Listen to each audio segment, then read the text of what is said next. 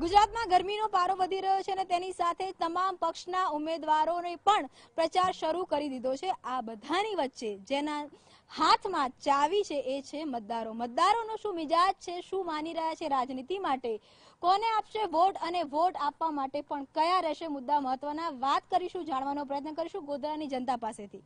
આપ વોટ આપો છો? યસ। કયા મુદ્દાઓ આ વખતે આપની માટે ખૂબ મહત્વના રહેશે?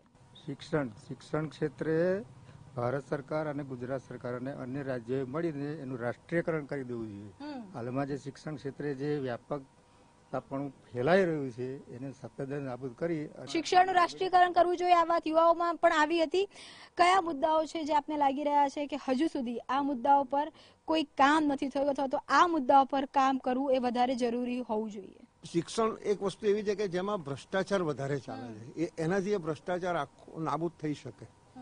તદુપરાંત બેરોજગારી જે અત્યારે છે એમાં પણ બેરોજગારી બી એમાં ઓછી થઈ શકે કે જેથી એમાં શિક્ષણમાં શિક્ષકોને, પ્રોફેસરોને કે એ લોકોને રોજગારી મળે, તેમજ વહીવટી સ્ટાફ પણ એમાં મળી રહે। કયા મુદ્દા આપની માટે મહત્વના છે જ્યારે વોટ આપવા જશો? કેવી સરકારની અપેક્ષા એક નાગરિક તરીકે, એક ભારતીય તરીકે આપ રાખી રહ્યા છો? આ સરકાર હાલના તબક્કે તો કામગીરી કરે છે, પરંતુ સાથે સાથે એનું જે માર્ગદર્શન અને જે કામગીરી કરવાની જરૂરિયાત છે એ પ્રમાણે કામગીરી કરવામાં આવતી નથી।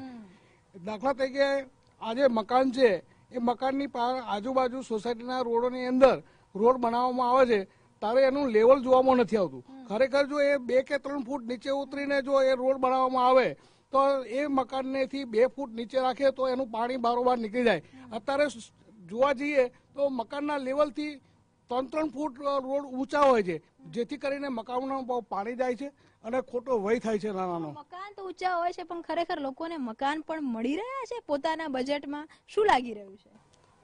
મકાન મળી રહ્યા છે પણ જે સરકારે વાયદા કર્યા છે કે મકાનની લોન સબસિડી મળશે, એ ગોધરામાં જેટલી સરકારી ગ્રામીણ બેંકો છે એમને પૂછવામાં આવે, એમના મેનેજરોને પૂછવામાં આવે અત્યાર સુધી કોને કોને લોન ફાળવણી કરી છે એ લોકોએ। ઘરના બજેટ કેટલા બેલેન્સ થયા છે, કેટલા ખોરવાયા છે? ઘરનું બજેટ તો વધ્યું છે, રાંધણ ગેસ, શિક્ષણ એ બધાનું બજેટ વધ્યું છે, એમને સરકારે એના માટે કરવું પડે, ઘર ખર્ચમાં થોડું એ થાય।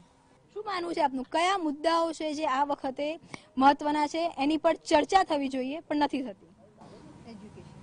એજ્યુકેશન પર ચર્ચા થવી જોઈએ તો થોડો ફરક પડે એવું લાગે છે, બાકી સરકાર તો બધું ઊંધું જ કરી રહી છે।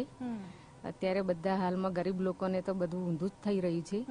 જે મોટા લોકો છે એમને બધી જ સબસિડી લોન બધું સારી રીતે લોન સબસિડી મળે છે, પણ અમારા મોટા લોકોને તો બિલકુલ સબસિડી થતી નથી। મીડિયમ ફેમિલી માટે બિલકુલ થતું નથી, એ અમારા માટે તો બહુ ખોટું જ છે।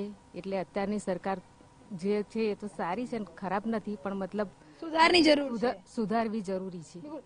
મધ્યમ વર્ગ અને ગરીબ મધ્યમ વર્ગ ના કયા પ્રશ્નો છે જે સીધા રોજબરોજ એની સાથે જ લડવું પડતું હોય છે, સંઘર્ષ કરવો પડતો હોય છે? કયા મુદ્દાઓ છે કે જેના સમાધાનની ઈચ્છા છે? મધ્યમ વર્ગમાં એ લોકોની સેલેરી જેટલી છે એટલી જ રહી છે, એની ઉપર એ લોકોની સામે બજેટ વધી ગયું છે, જેના પેટ્રોલ, શિક્ષણ અને અનાજ પાણી બધું જ વધી ગયું છે। એ પ્રમાણે એ લોકોએ પોતાની જીવન જરૂરિયાતની વસ્તુઓમાં ઘણી બધી તકલીફ પડી રહી છે। કેવી સરકાર આપ ઈચ્છો છો? સરકાર તો જે છે જ બરાબર છે, પણ એમાં થોડા સુધારા કરવાની જરૂર છે। સરકારે અત્યારે લેડીઝને જોવા જાય તો ઘણા બધા ફાયદા આપે છે, બેટી બચાવો, બેટી પઢાવો, અત્યારે અમારે ચાલુ જ છે ગેસ સબસિડી, ગેસ આવી ગઈ છે, પાઇપલાઇન, ગટર લાઈન, આ બધા જે કર્યું છે એ સરકારના રોડ છે બધા, એ બધું અમારું કામ તો કર્યું જ છે સરકારે, પણ હજુ જે કંઈ બાકી હોય થોડા સુધારા કરવાની જરૂર છે। ઓછી કરે, પેટ્રોલમાં થોડો ભાવ કમ કરવો જોઈએ, તેમજ જે રાંધણ ગેસમાં અત્યારે ભાવ વધારો અચાનક દર 2 મહિને વધારો કરે છે તેમાં ખરેખર થોડોક ઓછો કરવો જોઈએ કે મીડિયમ ફેમિલી શાંતિથી જીવી શકે, ખાઈ પી શકે। સિક્યુરિટી હોવી જોઈએ, સિક્યુરિટી મહિલાને વિશેષ મળવી જોઈએ, એ લોકો કહે છે પણ તૈયારીમાં મળતી નથી।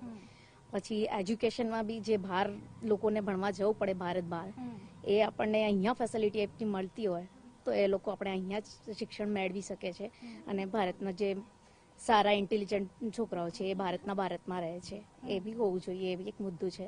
પછી મોંઘવારી તો વધી જ છે, પણ વધવામાં એમાં ક્રમસર વધતી તો મીડિયમ લોકોને એટલો બધો પ્રભાવ નહીં પડતો.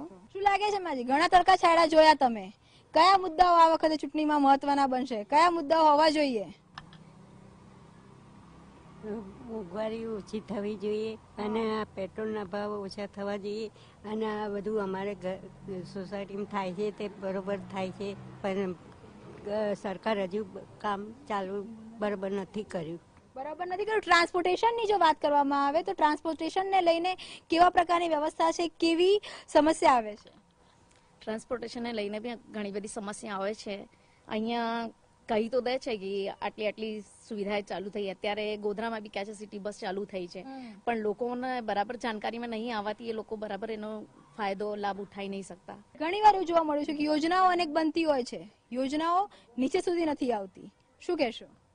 સાચી વાત છે, યોજનાઓ ઘણી બધી કહેવામાં આવે છે પણ એમાં અમુક જાણકારી મળતી જ નથી. જાણકારી મળે તો એને ફોલોઅપ થાય ને, પણ જાણકારી જ નથી મળતી. એને એડવર્ટાઇઝ કે ભાઈ એવી રીતે સમજાવવામાં આવે કે આ વસ્તુ છે, આ યોજના બેટી માટે, છોકરીઓ માટે આ છે, એજ્યુકેશનને લઈને તમારી આ ફી ટર્મ માફ થાય છે, એ બધું પણ એ પેરેન્ટ્સોને ખબર જ નથી જે એને ફોલો કરે. સાંસદે પોતાના ક્ષેત્રના મુદ્દા મૂકવા કેટલા જરૂરી છે અને આમાંથી કેટલું ઇમ્પ્રુવમેન્ટ ગોધરા કે પંચમહાલ માટે થયું છે?